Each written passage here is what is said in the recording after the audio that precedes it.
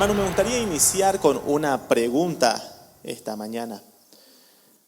Si alguien viniera y te preguntara, ¿qué es la felicidad?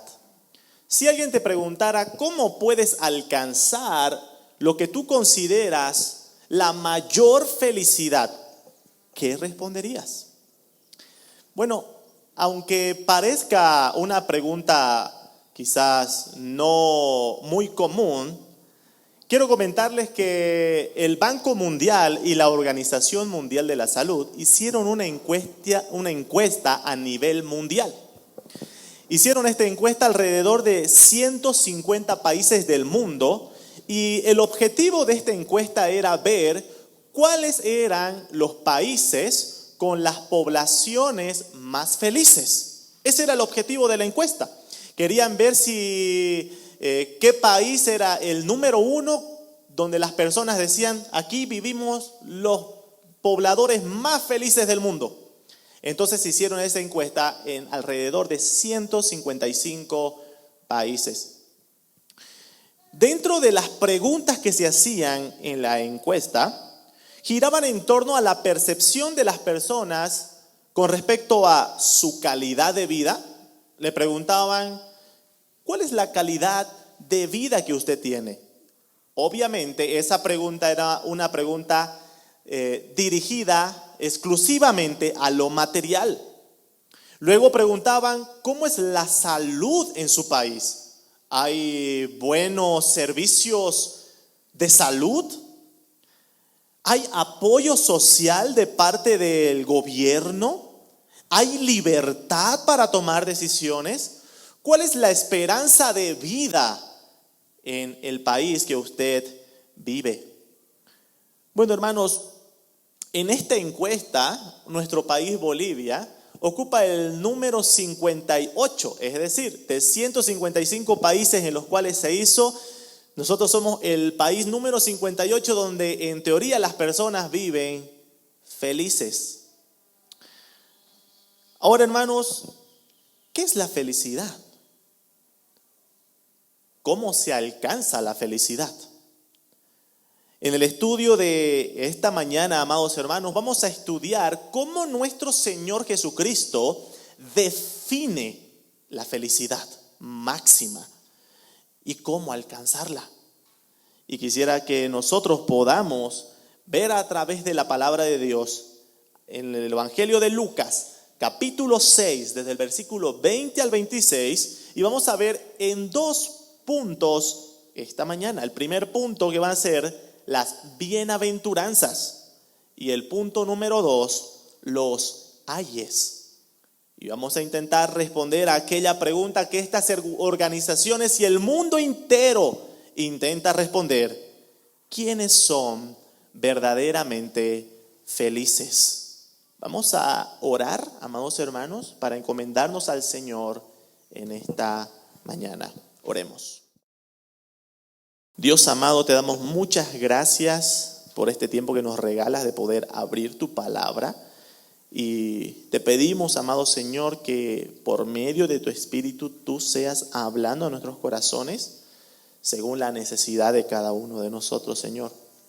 Te pedimos que puedas usarme, vaso frágil, débil, Señor, para poder presentar de forma clara, sencilla, entendible tu santa palabra.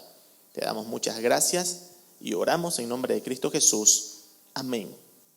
Lucas capítulo 6, desde el versículo 20 al 26, se inicia con algo que normalmente se conoce como el Sermón del Monte.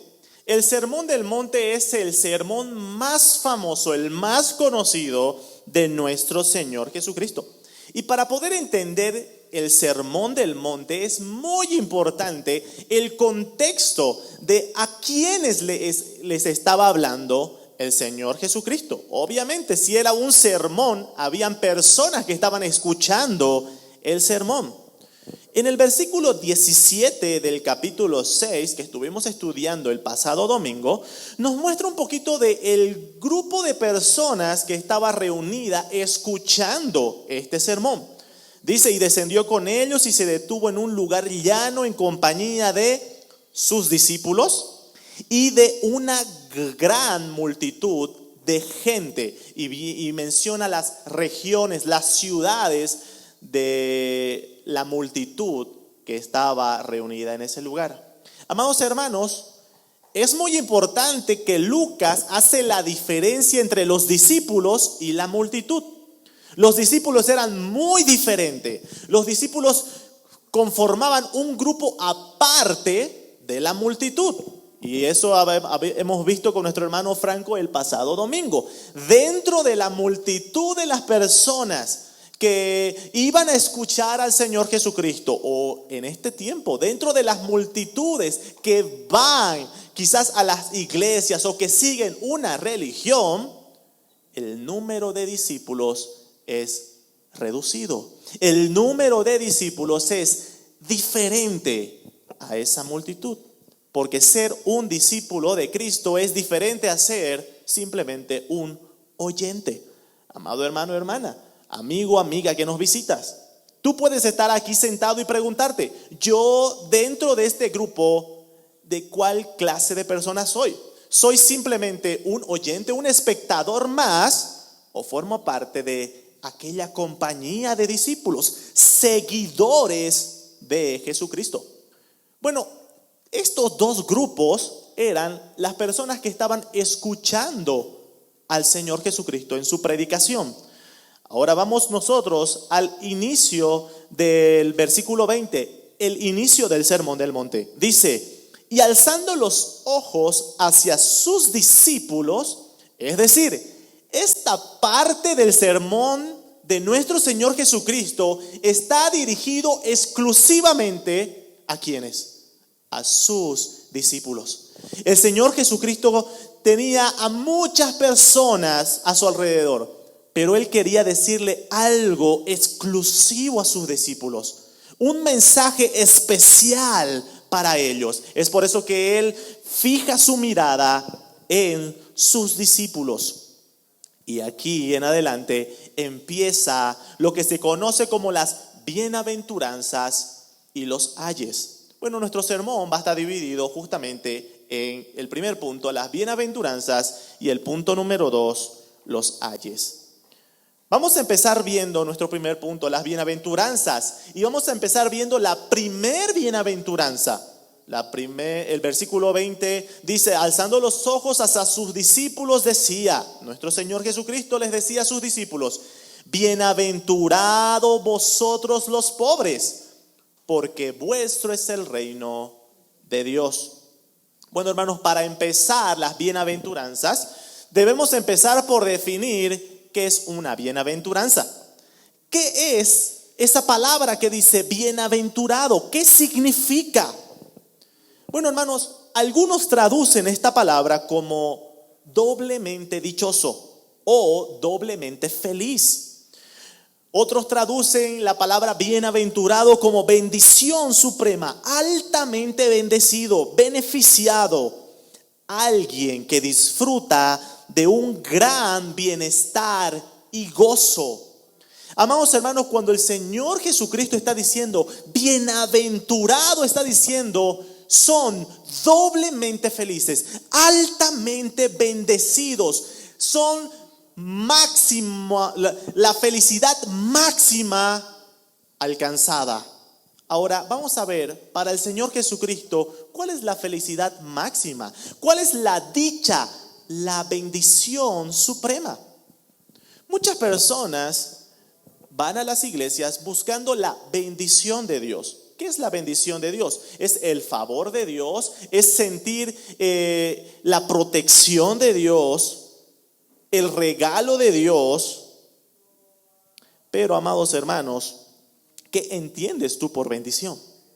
Bueno, el Señor Jesucristo aquí va a definir para Él quiénes son verdaderamente bendecidos, quiénes son verdaderamente felices y dichosos. Y empieza diciendo, bienaventurado vosotros los pobres. Ahora, hermanos, obviamente el Señor Jesucristo está dando una definición de la felicidad contraria a lo que el mundo la da. Porque estoy seguro que si alguien viene y hace una encuesta y pregunta, ¿qué significa para ti ser feliz? ¿Qué es lo más feliz? Ninguno de nosotros va a decir, para mí la felicidad máxima es ser pobre. ¿Qué es lo que el Señor Jesucristo está diciendo? ¿Por qué para el Señor Jesucristo ser altamente bendecido significa ser pobre? Bueno, hermanos, es importante poder ir entendiendo lo que el Señor Jesucristo se está refiriendo. Para empezar, es importante entender que muchos de los discípulos a los cuales el Señor Jesús les está hablando, ellos habían dejado todo para seguirle. Tenemos el ejemplo de los pescadores, ¿verdad? Que estaban ellos trabajando y el Señor Jesucristo vino y les dijo, dejen sus redes y síganme. Y la palabra de Dios dice que ellos, dejándolo todo, le siguieron. Es decir, no le siguieron a Jesús porque Jesús les ofreció riquezas, porque Jesús les ofreció abundancia, bienestar social, material en este mundo, sino que le siguieron desinteresadamente porque vieron en Jesús al Cristo prometido. Entonces, amados hermanos, estas personas que le seguían a Jesús formaban parte de este grupo que el Señor Jesucristo se refería de que eran bienaventurados. ¿Por qué? Porque verdaderamente ellos eran pobres. ¿Y por qué eran pobres? Porque el Señor Jesucristo materialmente también era pobre. ¿Qué le decía el Señor Jesucristo a muchas de las personas que querían seguirle? Le decían, las aves tienen sus nidos, las zorras tienen sus guaridas, pero el Hijo del Hombre no tiene ni siquiera dónde recostar su cabeza. Es decir, muchas de las personas seguían al Señor Jesucristo pensando de que Jesús los iba a llenar de riquezas, los iba a llenar de alimentos porque habían visto hacer muchos milagros, pero Jesús les dejaba en claro que materialmente Él decía, yo no tengo ni siquiera dónde recostar mi cabeza. De igual manera, sus discípulos se encontraban en esa situación. Eran personas que habían dejado todo para seguirle. Ahora, es interesante que Jesús les dice, los pobres, ustedes los pobres, son altamente felices, pero no les dice que son altamente felices solamente por ser pobres, sino que les dice, porque vuestro es el reino de Dios, porque a ustedes les pertenece el reino de Dios. Ahora, hermanos, aquí tenemos que ir interpretando de una forma correcta y cuidadosa. El Señor Jesucristo no está diciendo que por el hecho de ser pobre alguien tiene entrada al reino de los cielos. Eso no es lo que está diciendo. Entonces, ¿a qué se refiere? ¿Por qué les está diciendo, bienaventurados vosotros los pobres, porque de ustedes es el reino de Dios? Bueno, ahí tenemos que consultar los evangelios paralelos. El evangelio de Mateo nos cuenta la misma historia. ¿Sí? No quiero que pierdan Lucas, por favor, pero quiero que me acompañen a Mateo capítulo 5. Mateo capítulo 5.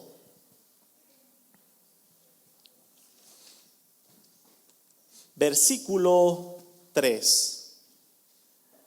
Dice, bienaventurados, y Mateo añade algo a la palabra pobre. Bienaventurados los pobres en espíritu. Aunque habíamos mencionado de que verdaderamente los discípulos eran personas pobres, algo importante es entender que el Señor Jesucristo no se está refiriendo a la pobreza material en este sentido, sino que está siendo específico con un tipo de pobreza. Y les dice, bienaventurados los pobres en espíritu. ¿Quiénes son los pobres en espíritu? ¿Quiénes son? La palabra pobre que encontramos aquí justamente significa miseria. La palabra pobre literalmente significa miseria absoluta, alguien que no tiene nada, nada. ¿Y qué significa al añadirle en espíritu? Está hablando de alguien que se encuentra en una miseria espiritual, en una bancarrota absoluta espiritualmente. ¿Qué significa eso? Aquel que es pobre en espíritu es aquel que está espiritualmente en miseria. Nuestro Señor Jesucristo está diciendo que bienaventurados, es decir, doblemente felices. La felicidad máxima se encuentra para aquellos que reconocen que son espiritualmente pobres, miserables. ¿Por qué, amados hermanos? Y ahí es donde dice el Señor Jesucristo, porque a estas personas les pertenece el reino de los cielos. Amados hermanos, cuando una persona reconoce su miseria espiritual, hace a un lado su orgullo. Cuando una persona reconoce que espiritualmente está apartado de Dios, cuando reconoce que delante de Dios no tiene nada que ofrecer, entonces es ahí donde aquella persona verdaderamente puede ver a Cristo e ir a sus pies en humillación delante de Dios. Reconocer nuestra miseria espiritual es reconocer nuestra condición de pecadores.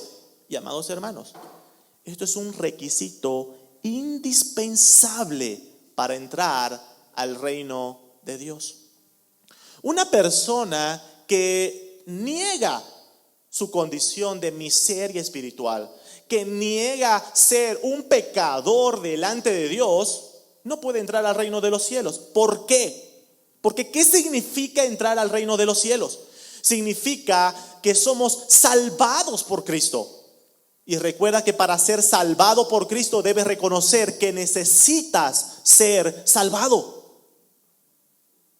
Una persona que no reconoce que está perdida no tiene necesidad de buscar a alguien que lo salve.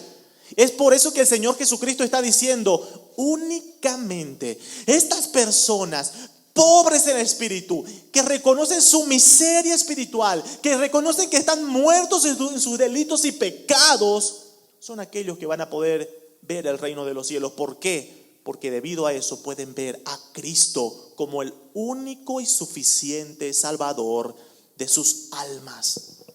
En contraste a lo que el mundo considera con respecto a la felicidad máxima, donde pone muchos otros elementos materiales. Hermanos, muchas personas, cuando se les hace la pregunta, ¿qué es la felicidad? ¿Cómo se puede alcanzar? Lo primero que se les viene a la mente son aspectos materiales, logros personales. ¿Para qué vive el hombre? ¿Qué es lo que nosotros vemos en la sociedad de para qué vive el hombre? El niño crece, estudia, termina, tiene una carrera y creemos que la parte más alta a la cual va a llegar es alcanzar una carrera, un buen trabajo, comprar una casa, llenarse de bienes materiales. ¿Esa es la felicidad máxima? El Señor Jesucristo está diciendo, no. Aquel que verdaderamente es feliz, número uno, es aquel que reconoce su miseria espiritual e ingresa al reino de los cielos.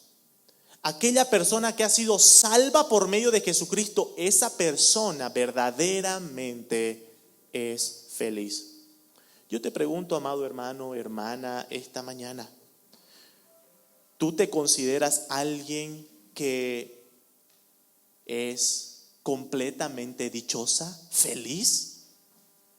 Quiero decirte que si tú has creído en el Evangelio de Jesucristo y tienes a Cristo como tu suficiente y Salvador, debes saber de que sí eres bienaventurado. No hay bendición más grande en este mundo, amado hermano, ni a lo largo del universo y en la eternidad, que ser salvado por nuestro Señor Jesucristo. No hay bendición más grande. Y es eso lo que está diciendo nuestro Señor Jesucristo, a decir, bienaventurados los pobres en espíritu, porque de ellos es el reino de los cielos. Está diciendo, esa es la felicidad máxima. Esa es la felicidad máxima. Aquel que es salvado y entra al reino de los cielos. Segunda bienaventuranza. Volvemos a Lucas capítulo 6. Versículo 21. Bienaventurados los que ahora tenéis hambre. Amados hermanos, el Señor Jesucristo está al parecer yendo opuestamente a lo que el mundo considera la felicidad máxima. Así como decíamos, estoy seguro que nadie diría que ser feliz es ser pobre. De igual manera, estoy seguro que nadie colocaría en su lista de requisitos para alcanzar la felicidad máxima el tener hambre. Pero el Señor Jesucristo está diciendo, bienaventurados los que ahora tienen hambre. Entonces, necesitamos iniciar haciendo una aclaración.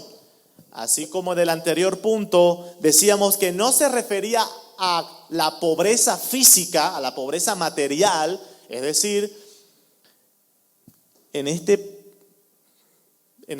inciso, bienaventurados los que tienen hambre, no se refiere al hambre física. Nuevamente tenemos que recurrir al Evangelio de Mateo, Mateo capítulo 5. El versículo 6 nos va a indicar a qué es lo que se está refiriendo nuestro Señor Jesucristo. Dice, bienaventurados los que tienen hambre y sed de justicia. El hambre al cual el Señor Jesucristo se está refiriendo no es el hambre física, sino es el hambre de justicia. Hambre y sed de justicia. En la Escritura, amados hermanos, encontramos el concepto del hambre espiritual. Por ejemplo, cuando nosotros vemos el Evangelio de Juan, luego de que el Señor Jesucristo hizo la alimentación a los 5,000 con los panes y los peces, nosotros vemos de que las personas empezaron a seguirle al Señor Jesucristo. Y el Señor Jesús los encara y les dice, ustedes me siguen porque yo les di de comer. Pero yo les aliento a que ustedes busquen no el pan de esta tierra, sino el pan que desciende del cielo. Y ahí es donde el Señor Jesucristo les dice, yo soy el pan de vida. Entonces, amados hermanos, en las Escrituras nosotros encontramos el concepto del hambre espiritual. El Señor Jesucristo habla de aquel anhelo espiritual que deben tener las personas. Pero, ¿a qué se refiere tener hambre de justicia? Habíamos dicho que el hambre espiritual es un anhelo, ¿verdad? Un anhelo fuerte. Hambre de justicia es un anhelo por la justicia de Dios. Un reconocimiento de que Dios es el único juez justo. Ahora, hermanos, acordémonos que esto el Señor Jesús le está hablando directamente a sus discípulos. Y esto tiene dos implicaciones importantes para la vida de los discípulos. Número 1. El recordatorio constante de que los creyentes somos bienaventurados no en nuestra propia justicia, no en nuestra propia justicia, sino en la justicia de Cristo.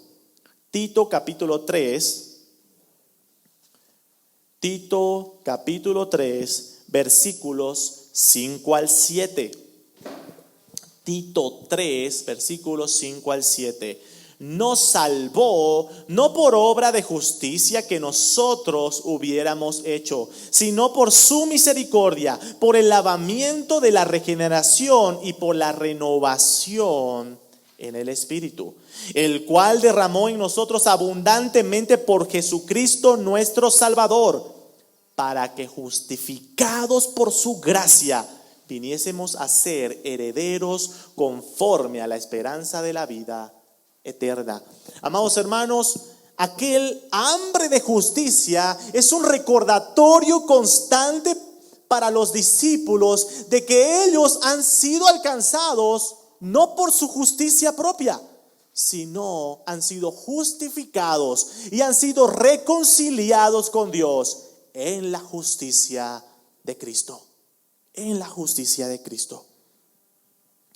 Y ya decía el Señor Jesucristo con respecto a la importancia de este aspecto de la justicia de Dios.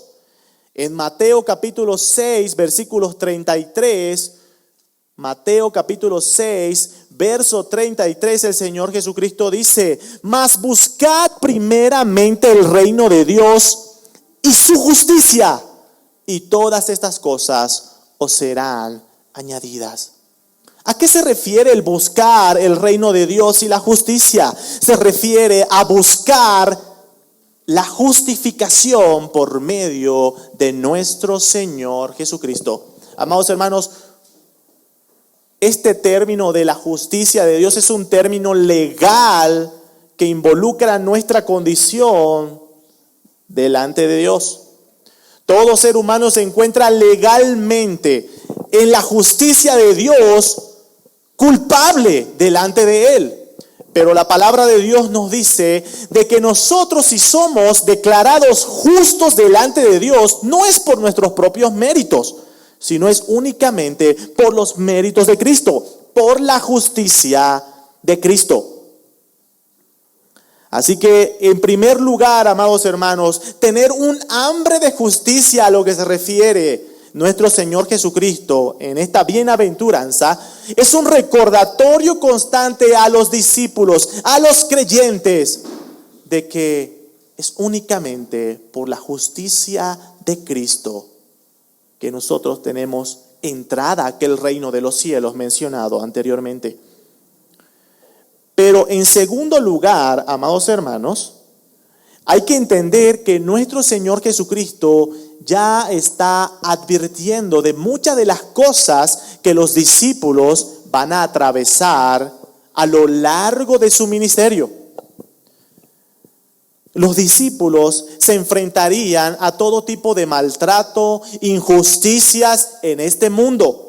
Y nuestro Señor Jesucristo, al decir esto, les está adelantando de que los verdaderos creyentes reconocen que el único que implementa justicia perfecta es Dios. Por lo cual, cuando sean maltratados, cuando sean rechazados por su fe, los discípulos no debían hacer justicia. Es lo que debían anhelar. Debían anhelar el día en el cual Dios vendría con la justicia perfecta a este mundo. Es lo que el apóstol Pablo le dice a los romanos en su carta, Romanos capítulo 12,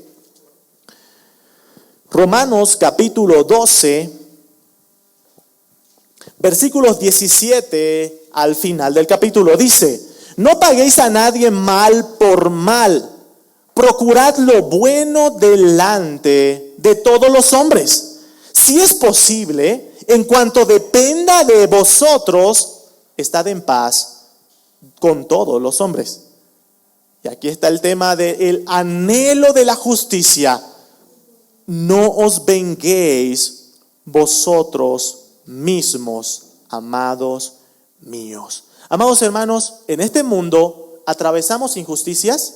Sí, los discípulos a los cuales el Señor Jesucristo está dirigiendo este sermón, ¿atravesaron injusticias? Claro que sí. Ellos fueron encarcelados injustamente. Ellos fueron maltratados, fueron asesinados injustamente, eran perseguidos de forma injusta.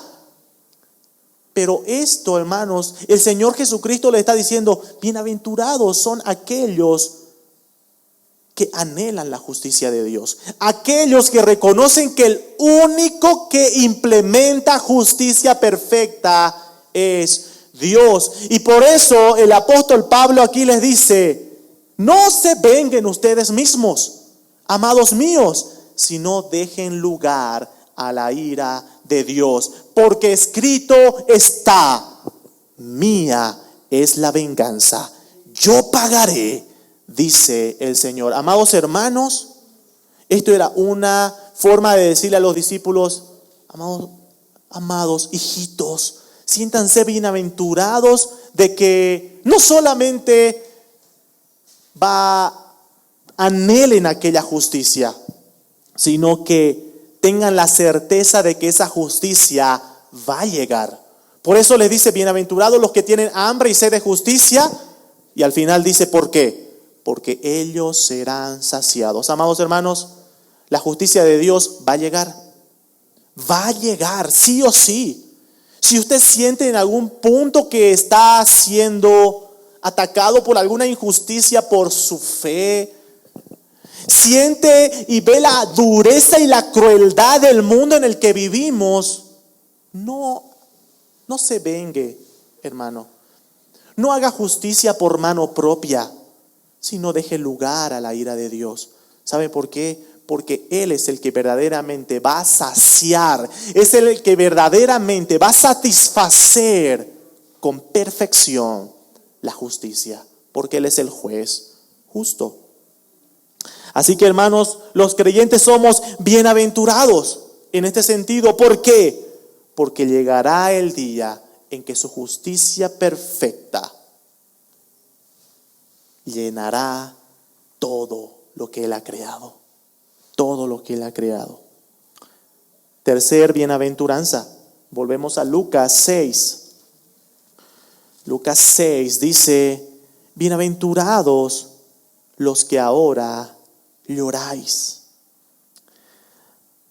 ¿Por qué, hermanos? ¿Por qué son doblemente dichosos? ¿Por qué son doblemente felices aquellos que lloran? Amados hermanos, en la Escritura, el lamento y el lloro, el llorar, está relacionado al humillarse delante de Dios. Acompáñeme a Santiago capítulo 4. Santiago capítulo 4, versículo 9 al 10. La palabra de Dios dice, afligíos y lamentad y llorad. Vuestra risa se convierta en lloro y vuestro gozo en tristeza. Y aquí está el significado de esas palabras. Versículo 10. Humillaos delante del Señor y Él os exaltará. Amados hermanos, cuando nuestro Señor Jesucristo les dice, bienaventurados ustedes que lloran, está hablando de bienaventurados aquellos que se humillan delante del Señor. Bienaventurados aquellos que se lamentan y lloran por su condición delante del Señor.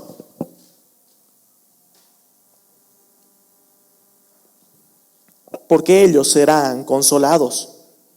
En primer lugar, amados hermanos, este es un llamado a humillarnos delante de Dios. Y que por medio de la humillación es que nosotros somos bienaventurados. Es que alcanzamos la bendición de Dios.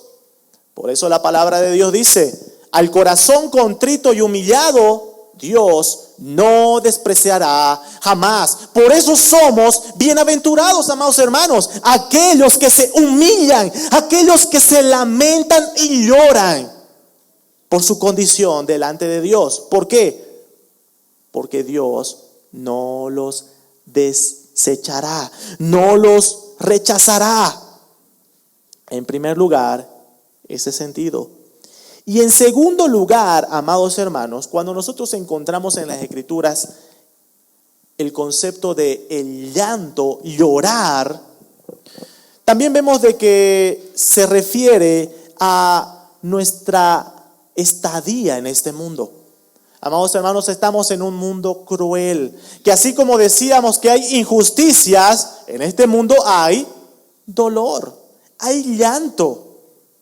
Por eso el apóstol Pablo a los tesalonicenses los tenía que consolar, porque por medio de varias tragedias que ellos vieron pasar, viendo morir a sus seres queridos, se encontraban desconsolados. Y el apóstol Pablo en ningún momento les dice, no lloren porque es pecado. ¿Saben por qué, hermano? Porque estamos en un mundo cruel, en un mundo de dolor donde hay llanto. Hay veces que lloramos.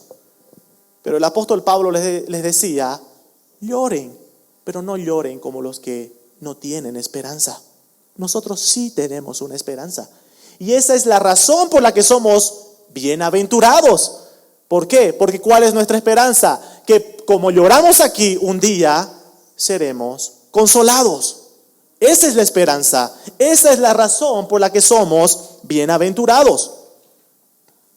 Hay muchas razones, hermanos, por la cual nosotros podemos, quizás en muchas ocasiones, llorar. Puede ser que tú estés llorando por medio de aflicciones como los tesalonicenses. Tienes la misma esperanza, amado hermano, hermana, que el Señor un día va a consolar eternamente a tu vida. Hermanos, lo que tú estés pasando en este mundo es algo temporal.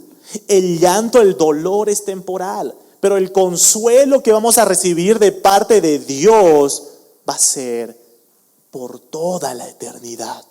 Por toda la eternidad. Puede ser que también estés llorando por tu vida espiritual, por el fruto o el trabajo que estés haciendo delante del Señor. El apóstol Pablo les decía a los corintios: no se desanimen, porque ningún trabajo en el Señor es en vano. Hay un salmo, amados hermanos, que refleja esta realidad de aquellos siervos de Dios que quizás en algún momento de su vida se encuentran impotentes.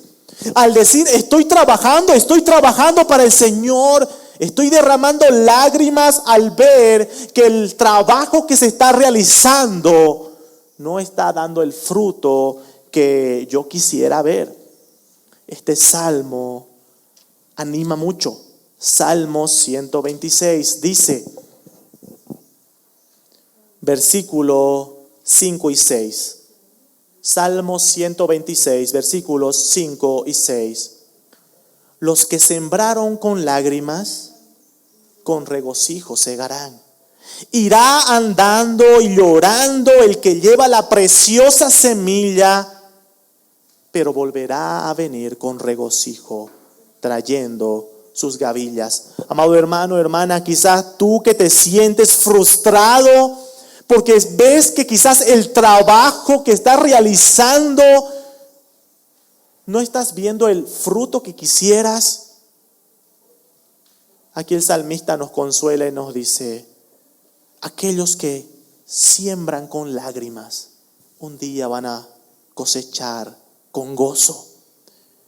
Amados hermanos, qué consuelo, amados hermanos.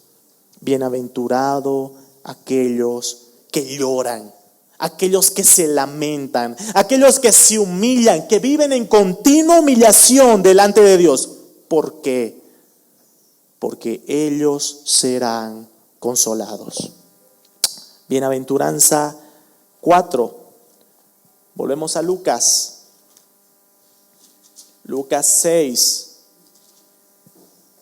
Versículo 22. Bienaventurados seréis cuando los hombres os aborrezcan y cuando os aparten de sí y os vituperen y desechen vuestro nombre como malo por causa del Hijo del Hombre. Señor Jesucristo empieza diciendo algo: bienaventurados seréis cuando los hombres os aborrezcan.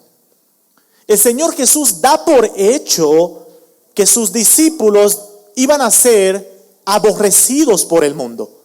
El Señor Jesús no dice si es que se da la ocasión. Él da por hecho de que sus discípulos iban a ser aborrecidos.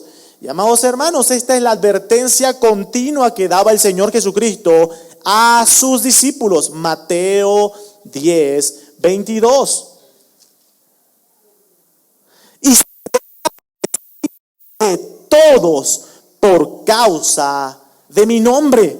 ¿Cuál es la razón por la que los creyentes van a ser aborrecidos? Eso lo encontramos en Juan capítulo 15, versículos 18 al 20. Dice: si el mundo os aborrece, sabed que a mí me aborreció antes que a vosotros. Si fueras del mundo, el mundo amaría lo suyo. Pero porque no sois del mundo, antes yo os elegí del mundo, por eso el mundo os aborrece. Amados hermanos, desde el principio la advertencia del Señor Jesucristo a sus discípulos es de que iban a ser aborrecidos, rechazados por causa de su nombre. Ahora, hermano, tú te puedes estar preguntando, pero yo soy creyente y la gente me ama, la gente me quiere, nadie me aborrece. Bueno, hermanos, el apóstol Pablo a Timoteo le deja en claro exclusivamente a qué tipo de discípulos verdaderamente el mundo va a aborrecer. No solamente aquel que dice yo creo en Dios, o no solamente aquel que profesa ser cristiano. Porque tú puedes decir, pero en este tiempo, ¿será que esto es verdadero? Porque yo veo que yo digo que soy cristiano, pero nadie me aborrece. Segunda Timoteo capítulo 3, versículo 12, el apóstol Pablo les dice a Timoteo, y también todos los que quieren vivir piadosamente en Cristo Jesús padecerán persecución.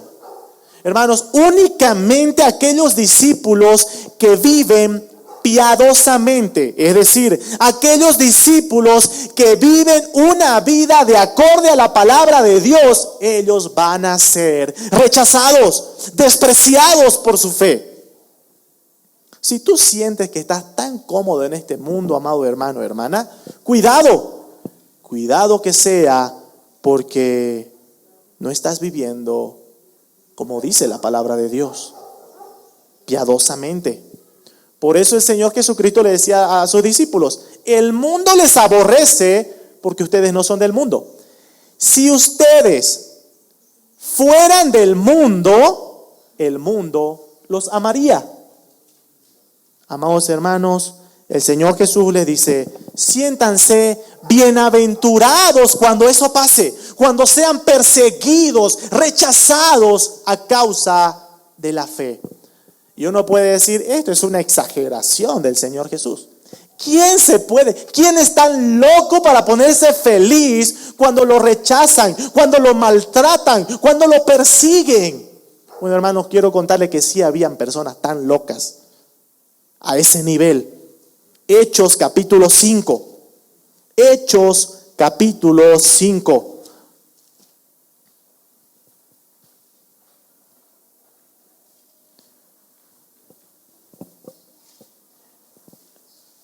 A los discípulos, en el contexto de este pasaje, los azotaron, los maltrataron, los encarcelaron.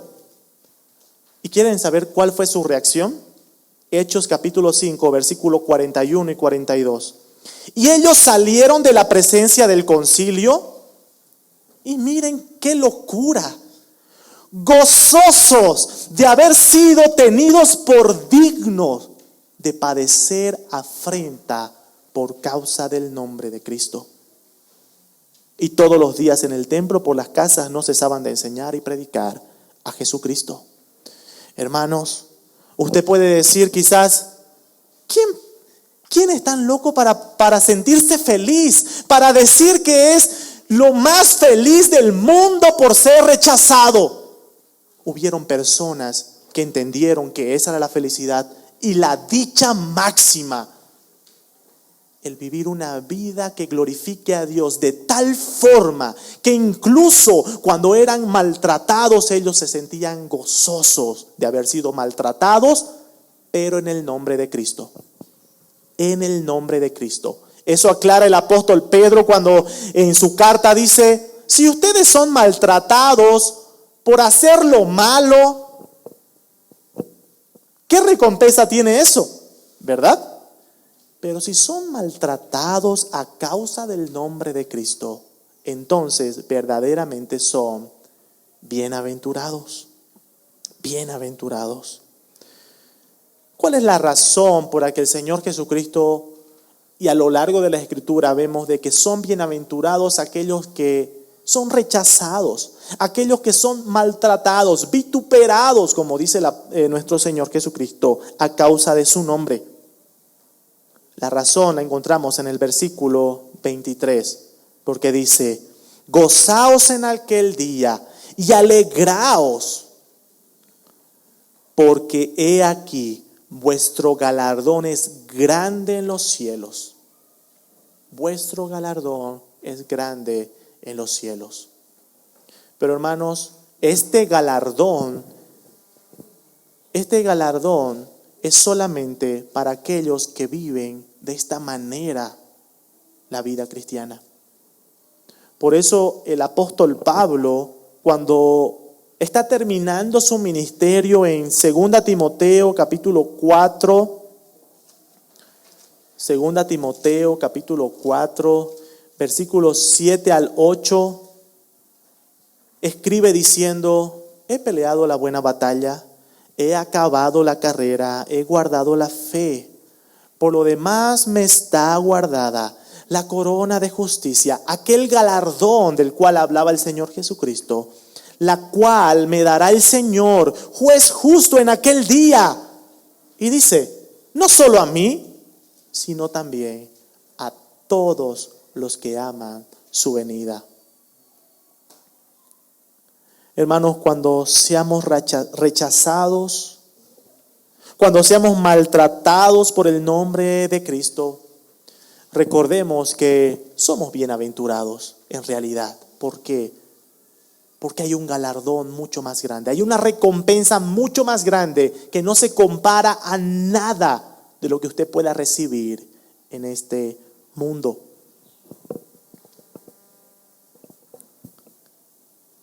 ¿Cuál es el consuelo que da el apóstol Pedro relacionado a las persecuciones, al rechazo? Primera Pedro capítulo 3,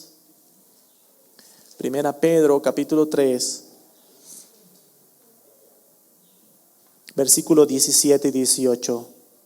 Porque es mejor que padezcáis haciendo el bien, si la voluntad de Dios así lo quiere, que haciendo el mal. Porque también Cristo padeció una sola vez por los pecados, el justo por los injustos, para llevarnos a Dios, siendo la verdad muerto en la carne, pero vivificado en espíritu. Hermanos, el apóstol Pedro le está diciendo a estas personas: ¿están sufriendo? ¿Están siendo maltratados por causa de Cristo? No se sientan mal. Sepan que Cristo fue el primero que padeció. ¿Y saben qué? Él padeció siendo justo para salvar a los injustos. Bienaventurados aquellos que son perseguidos por el Hijo del Hombre.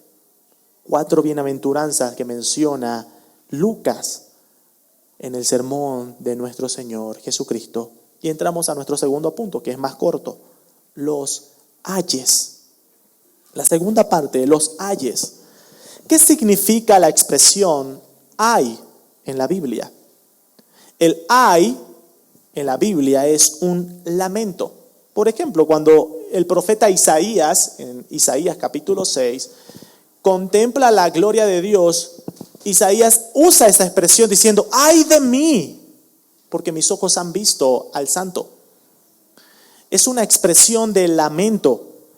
Es una expresión de sentir pena por uno mismo. Pero también, amados hermanos, en la Escritura, el ay es una expresión de juicio. Los profetas del Antiguo Testamento usaban frecuentemente en sus enunciados, cada vez que ellos iban a referirse o iban a decir unas palabras de juicio para el pueblo de Israel, ellos empezaban diciendo ay, ay. Hay muchos ejemplos. Si quiere ver, hermanos, amado hermano, en su casa, le invito a que lea Isaías capítulo 5, desde el versículo 8 al 22, se repite una y otra vez esta expresión, el ay, aquella expresión de se viene un juicio de parte de Dios. Ahora, hermanos, en este contexto, nuestro Señor Jesucristo, al usar la expresión ay, antes de referir estos enunciados, está lamentando y a la vez advirtiendo un juicio a este tipo de circunstancias y personas a las cuales se va a referir. Versículo 24 empieza diciendo los ay, pero ay de vosotros ricos. ¿Se acuerdan que al principio habló a los pobres en espíritu? A aquel grupo de discípulos, pero ahora el Señor Jesucristo mira a la multitud y dice, pero ay de los ricos. Amados hermanos, ¿ser rico es malo? No, en sí. La riqueza, el dinero en sí, no es malo. ¿Por qué el Señor Jesucristo está enunciando una expresión de juicio contra los ricos entonces? Tenemos un ejemplo claro en Lucas capítulo 18, el ejemplo de aquel joven rico que se acercó donde el Señor Jesucristo diciéndole, maestro bueno, ¿qué debo hacer para heredar la vida eterna? Y el Señor Jesucristo les dice, ¿conoces los mandamientos? Y el joven rico les dijo, todo eso lo he guardado desde mi juventud. Y el Señor Jesús le dice algo a este joven rico. Versículo 22, Lucas 18, versículo 22. Jesús, oyendo que este joven rico dijo que guardó todo desde su juventud, le dijo, aún te falta una cosa, vende todo lo que tienes y dalo a los pobres y tendrás tesoro en el cielo y ven y sígueme. Entonces él, el joven rico, oyendo esto, se puso muy triste porque era muy rico. Al ver Jesús que se había entristecido mucho, dijo, cuán difícilmente entrarán en el reino de Dios los que tienen riquezas. Hermanos, el dinero en sí no es ni bueno ni malo, es un objeto, ¿verdad? La palabra de Dios va a ser enfática con un aspecto en relación al dinero. No significa que si alguien tiene dinero, de por sí esa persona no va a ser salva, jamás. Pero hay un aspecto que convierte el dinero, la riqueza, en un obstáculo. Y es lo que va a decir en 1 Timoteo capítulo 6, versículo 10. 1 Timoteo capítulo 6, verso 10. Porque raíz de todos los males es el amor al dinero, al cual codiciando algunos se extraviaron de la fe y fueron traspasados de muchos dolores. El problema con el dinero es cuando el corazón del hombre en su pecado prefiere el dinero que a Dios. Cuando el hombre ama más al dinero que a Dios mismo. Ahí es donde el Señor Jesucristo dice aquel enunciado: ay de vosotros los ricos, ay de ustedes, porque no están dispuestos a renunciar a lo material por buscar lo espiritual.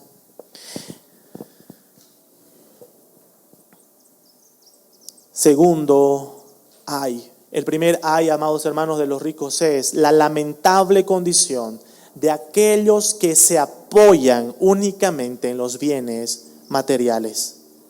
El segundo ay dice: ay de vosotros los que ahora estáis saciados. El Señor Jesús está haciendo un paralelo. Primeramente decía: bienaventurados los pobres. Y ahora en los ayes dicen, ay los ricos, advertencia de juicio para los ricos.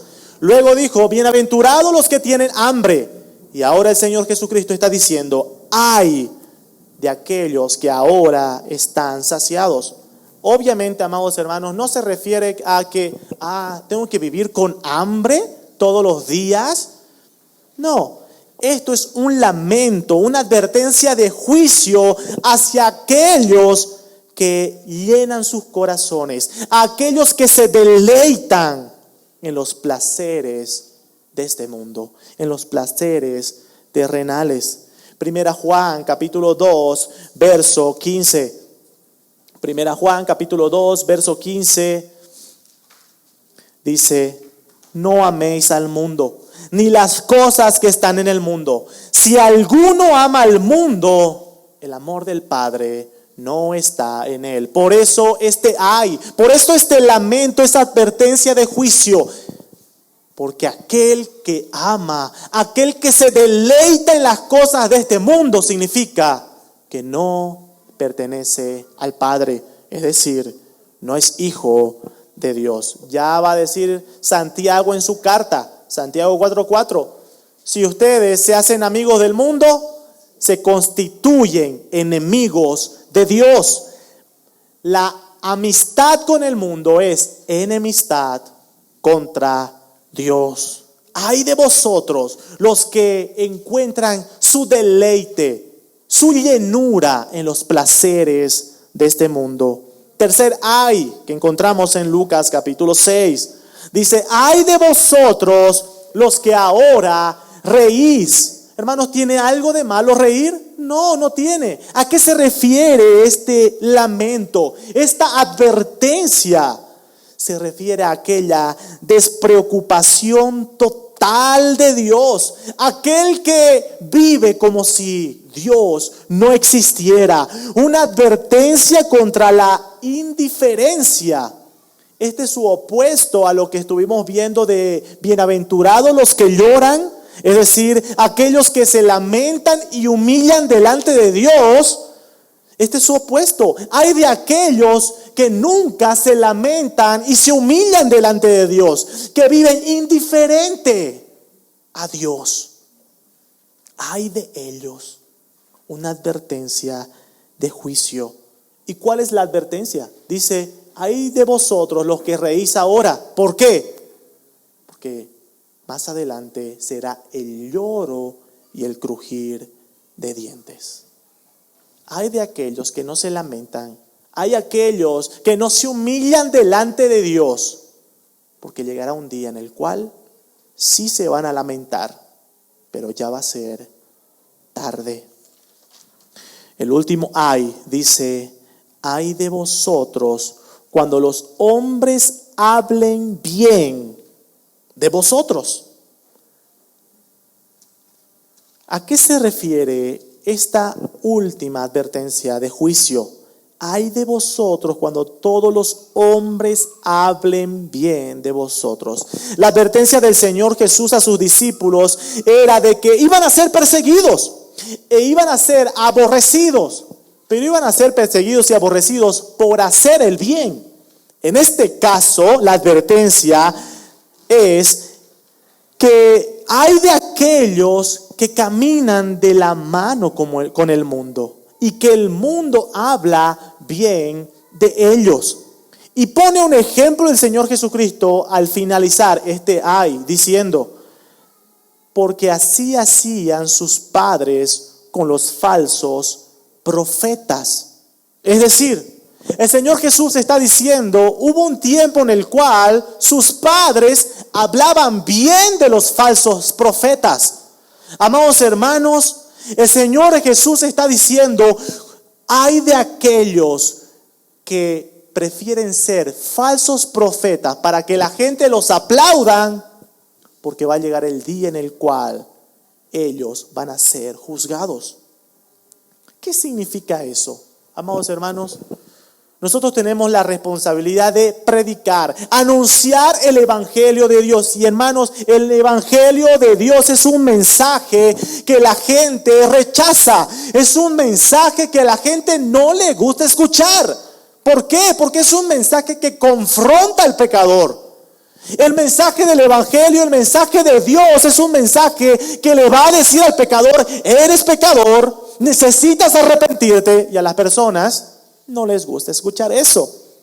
Esta advertencia final es para aquellos que cambian el mensaje de Dios y no dicen aquello con tal de que no sean rechazados, sino de que sean agradables a las personas.